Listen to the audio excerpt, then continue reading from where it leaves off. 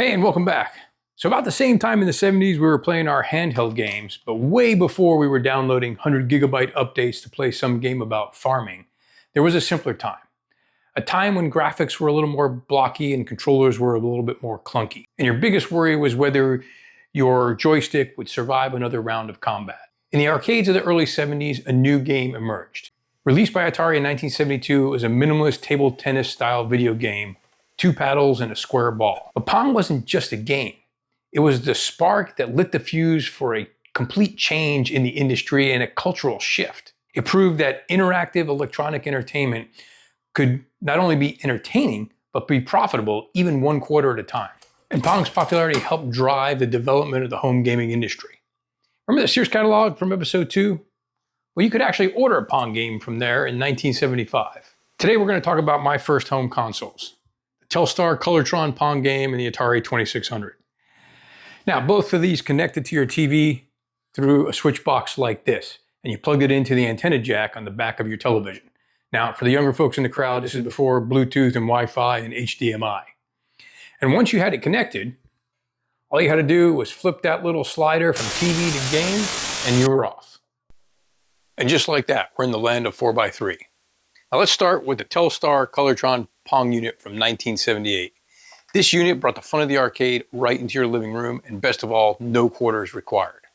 Now the console had one game, Pong, but there were variations. You could play tennis, hockey, squash, and handball.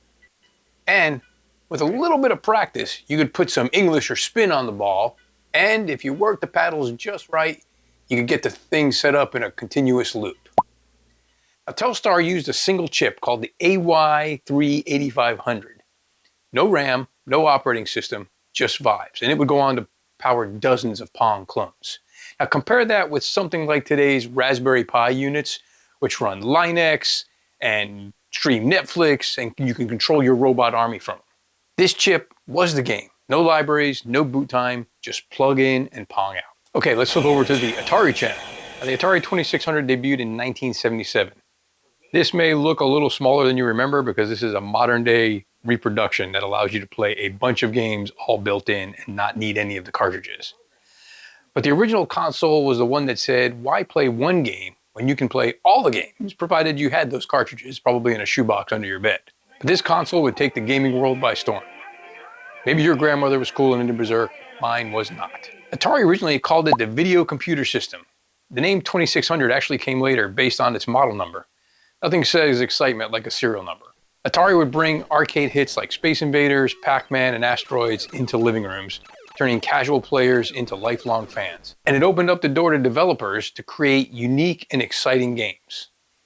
You could channel your best Indiana Jones, dodging traps and finding treasure in Pitfall, or do battle in some faraway quadrant of the galaxy with Yar's Revenge. But along with the hits, there were some unforgettable disasters, like E.T. the Extraterrestrial. This game was, well, terrible. So bad, in fact, that Atari buried hundreds of thousands of cartridges in the New Mexico desert in 1983. A popular urban legend until a documentary team unearthed the remains of those cartridges in 2014. They found over 1,300 cartridges, including E.T., confirming the long-term rumored burial. Today's consoles may have teraflops and ray tracing, but back then, all you needed was a joystick, a CRT TV, and the patience to wait for your game to load. Instantly, because there were no load screens. And in your living room, gaming became kind of a shared family experience. So here's to the consoles that started it all. Chunky, clunky, but full of charm. And if you still own an old Pong game or Atari 2600, congratulations, you're way cooler than anybody with a PS5. So, post your favorite Atari 2600 game in the comments, and we'll see you next time. What's happening? Hey, can somebody get me out of here? Help!